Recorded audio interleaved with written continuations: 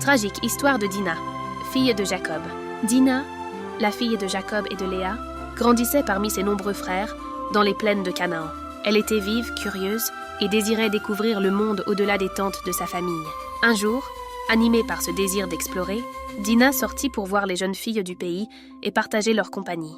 Mais Sichem, fils de Hamor le Hévien, prince du pays, la vit. Attiré par sa beauté, il s'empara d'elle et l'humilia. Pourtant, après cet acte, son cœur s'attacha profondément à Dina. Il parla tendrement à elle, la désirant pour épouse. Alors, il demanda à son père Hamor d'aller trouver Jacob pour obtenir Dina en mariage. Jacob apprit ce qui était arrivé à sa fille, mais il garda le silence, attendant que ses fils reviennent des champs. Lorsque Siméon, Lévi et les autres rentrèrent, ils furent bouleversés de colère. « C'est une infamie en Israël !» s'écrièrent-ils. Cependant, Hamor vint à eux et leur dit « Mon fils Sichem aime votre fille, donnez-la lui pour femme. Unissons nos familles, habitons ensemble et partageons nos biens. » Alors que Jacob écoutait, ses fils parlèrent avec ruse, car ils étaient consumés par la fureur. « Nous ne pouvons donner notre sœur à un homme incirconcis. Si vous et tous les hommes de votre ville acceptez la circoncision, alors nous vous donnerons nos filles et prendrons les vôtres. Ainsi, nous deviendrons un seul peuple. » Cette parole plut à Hamor et à Sichem. Le jeune homme, amoureux de Dina, n'hésita pas. Ensemble, ils convinrent avec les habitants de la ville de se circoncire. Tous acceptèrent, espérant que leur richesse se mêlerait à celle de Jacob.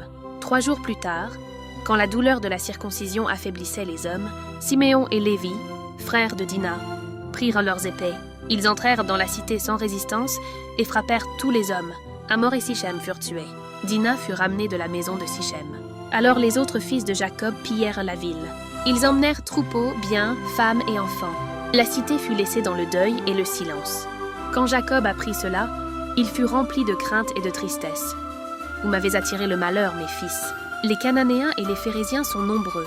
S'ils s'unissent contre nous, ils nous détruiront. » Mais Siméon et Lévi répondirent sans remords. « Devait-on traiter notre sœur comme une prostituée ?» Ainsi, cette histoire resta gravée dans la mémoire d'Israël comme un souvenir douloureux. Dina fut sauvée, mais sa vie demeura marquée à jamais par cette tragédie. L'acte de vengeance de ses frères, bien qu'inspiré par l'honneur, entraîna une souillure de sang et la peur de représailles. Et la Bible ne parle plus jamais de Dina, comme si son destin s'était figé ce jour-là, dans le silence et la douleur. Cette histoire est un extrait de Genèse chapitre 34.